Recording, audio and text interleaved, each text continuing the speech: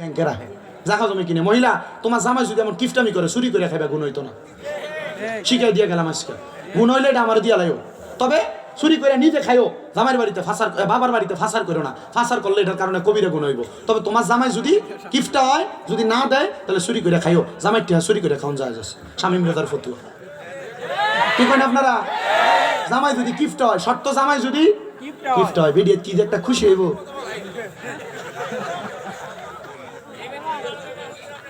হ্যাঁ, বেটেন ভালো কইব না না না। জামাই যদি ভালো হয়, জামাই যদি সব সময় দেয়, বেটি চুরি করবো কি লিগা? তনে চোর কবিরে গুণ হইব। হ্যাঁ, বিপদে ভালাইছি না, আপনি কিফটামি করুন, কিফটামি করুন। হয়তো বুঝছি, তাহলে তোমার টেয়া চুরি করে খাওয়ান যায় আছে বুড়া বেটা।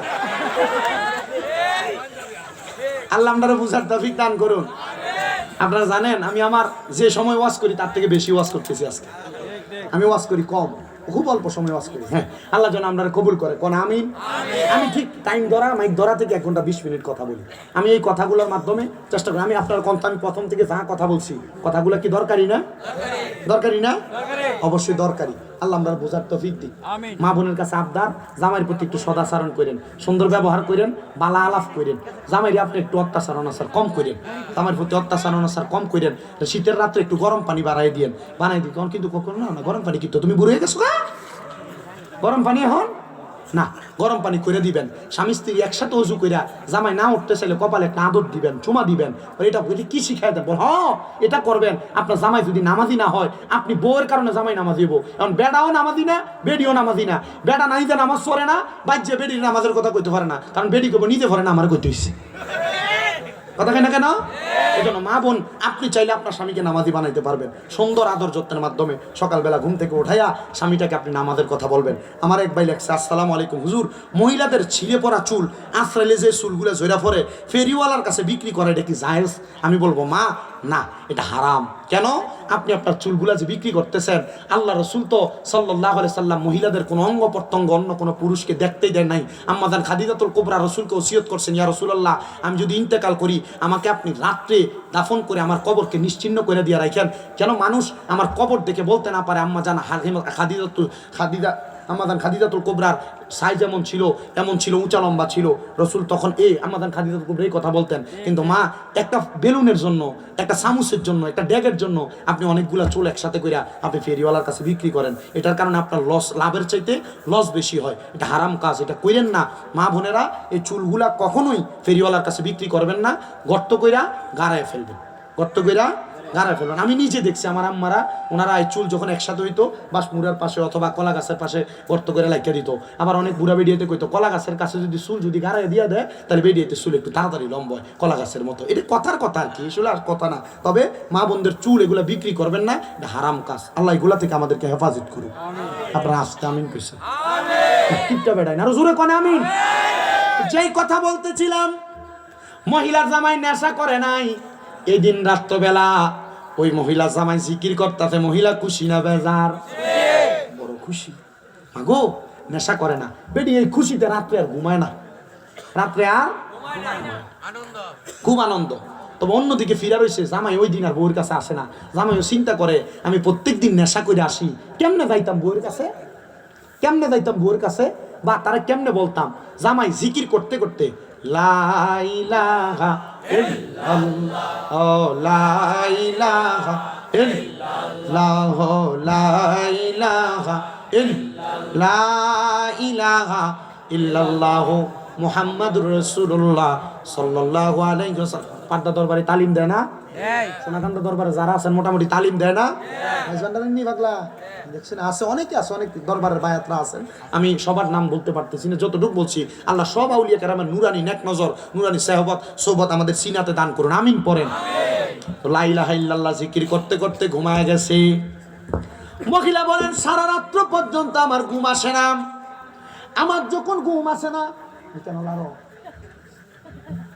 আমার যখন ঘুম আসে না, হঠাৎ করে রাত্র গভীর হয়ে গেছে। আমি দেখলাম আমার স্বামী বাঁচাও বাঁচাও কইলা চিৎকার মেরে ঘুম থেকে জাগ্রত হয়ে গেছে। আমি আমার স্বামীর এমন অবস্থা দেখলাম আমার স্বামীর পুরা কপাল ভর্তি চিকন চিকন ঘাম দিয়ে ফেলছে। আমি আমার স্বামীর এমন অবস্থা দেখা আমার স্বামীর কপালটা আমি আমার কাপড় আঁচল দিয়া মুইসা দিলাম। বললাম, এ স্বামী তোমার কেন এমন অবস্থা, তোমাকে কেন ঘাম দিয়েছে? ওই স্বামী ডাক দিয়া কই, স্ত্রী আমি যখন ঘুমাইতেছিলাম, আমি ঘুমানোর পরে হঠাৎ করে আমি স্বপ্ন দেখলাম আমার ঘুম থেকে কে যেন তুইলা নিয়া প্রবল স্রোত, ওই স্রোতের মধ্যে ধাক্কা দিয়ে নদীর মধ্যে ফেলে দিছে। আমি নদীর মধ্যে পড়ার পর বাঁচাও বাঁচাও বইলা কত বাঁচার চেষ্টা করলাম, কিন্তু বাঁচতে পারলাম না। এমন টাইমে আমি দেখলাম আল্লাহর আসমানের মধ্য থেকে তিনটা দড়ি, চার পাঁচটা দড়ি আমার নদীর মধ্যে পড়েছে। আমারে কে জানি বলতেছে, এ আল্লাহর বান্দা একটা দড়ির মধ্যে তুমি ধরো। আমি একটা দড়িতে ধরার পর দেখলাম আমারে টান দিয়া কেউ উপরে উঠায় না, আমি নিচের দিকে চলে যাচ্ছি। আমি আরেকটা দড়ির মধ্যে ধরলাম, দেখলাম আমি স্রোতের সাথে আরো নিচে চলে যাচ্ছি। আমি আরেকটা দড়ির মধ্যে ধরলাম, আমি দেখলাম তিনটা দড়ি ধরার পর আমি আরো নিচে চলে যাচ্ছি। 4 নাম্বার দড়িটা ধরার পর আমি দেখলাম আরো নিচের দিকে চলে যাচ্ছি। আমি চিন্তা করলাম 4টা দড়ি যেহেতু ঝরছি, 5টা দড়ি আসছে, আরেকটা দড়ি আমি ধইরা দেখে আমি বাঁচতে পারি কিনা। আমি আবার 5 নাম্বার দড়িটা ধইরা ফেলাইছি। আমি ধরার পরে দেখলাম 5টা দড়ি থেকে আমার টান দিয়া নদীর পাড়ে আইনা দাঁড় করাইছে। আর আমার কে জানি আইসা আমার গাটা মুইসা আমার সুন্দর করে সুন্দর জামা কাপড় পরাইয়া দিয়া ঘুমের মধ্যে দিছে। স্ত্রী গো, এই ভয়টা পাইয়া আমি ঘুম থেকে লাফ দিয়ে উঠছি গো স্ত্রী। এবার ডাক দিয়া কই, আপনি যে ঘুম থেকে এমন ভাবে লাফ দিয়ে উঠছেন, আপনি কি বলতে পারবেন এটা কি স্বপ্ন আপনি দেখেছেন? বলে কি স্বামী গো, আপনি তো নামাজ পড়েন না। বলে না। বলে আপনি যেই 5টা দড়ি দেখছেন, এই 5টা দড়ি হইল 5 ওয়াক্ত নামাজ। একটা ফজর, একটা জোহর, একটা আসর, একটা মাগরিব, একটা এশা। আপনি একটা ধরছেন, আপনি বাঁচেন নাই।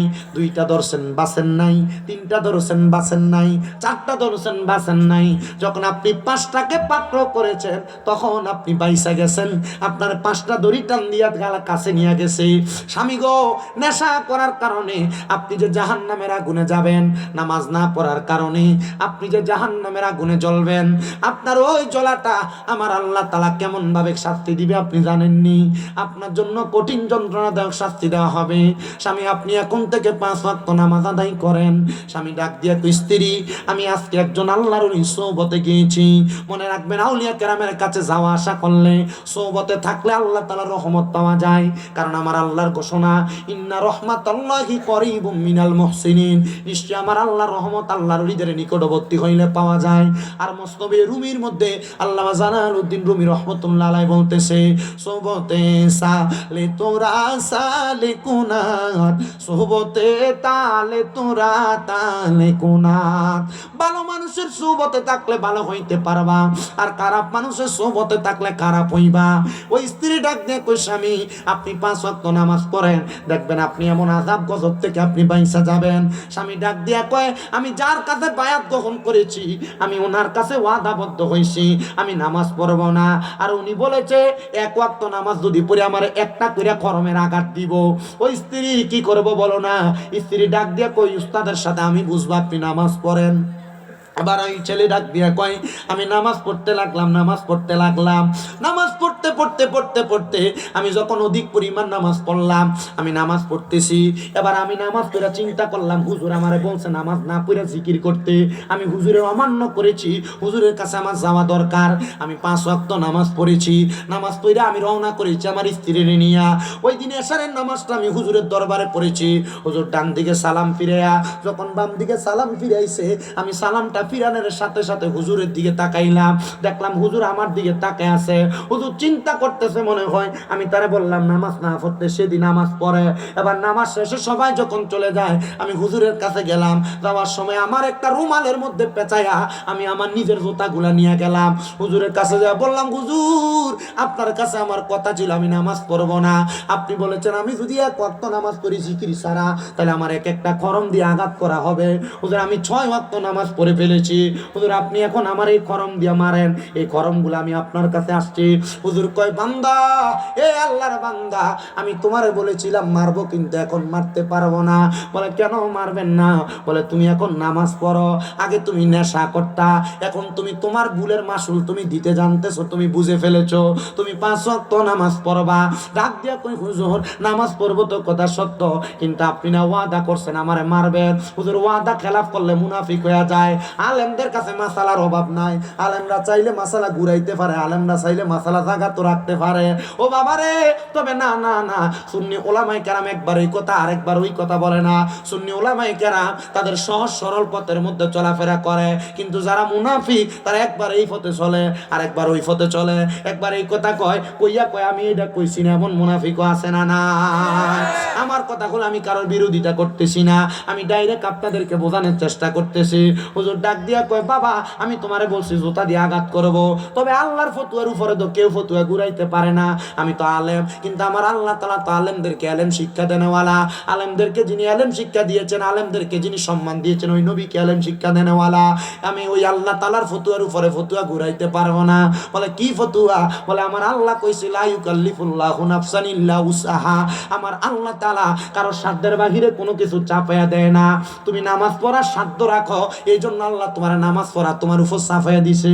তো আল্লাহর নামাজ তুমি আল্লাহর বান্দা হইয়া পড়ছো, আমি মৌলবী তোমার বাধা দেওয়ার কে? এই জন্য আমি তোমার নামাজ পড়ার জন্য, তোমার নামাজের জন্য শাস্তি দিতে পারবো না। জোরে জোরে বলেন সুবহানাল্লাহ।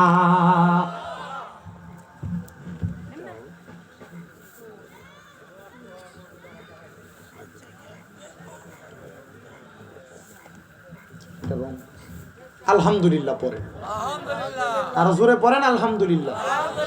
তাহলে চিন্তা করে দেখছেন, আল্লাহর ওলিরা চাইলে তাদের সিস্টেম ঘুরাইতে পারে না? আল্লাহর ওলিরা ওনাকে নামাজি বানিয়ে দিছে। করত কি? নেশা, মদ পান করতে। কিন্তু এই মদ পান করতে করতে আল্লাহর ওলি কাছে আইসা শুধু মুরিদ হইতে গেছে।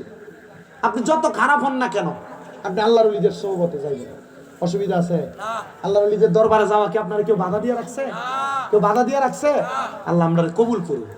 আর জোরে পড়ে না আমি যেই কথাটা বলতেছিলাম বাবা, সেই কথাটা বলার আগে আমি আপনাদের সাথে একটা গজল গাইতে চাই। গাইবেন নি আপনারা? একটু মোহাব্বতে কোন, আরে বাড়িওয়ালা নাই রে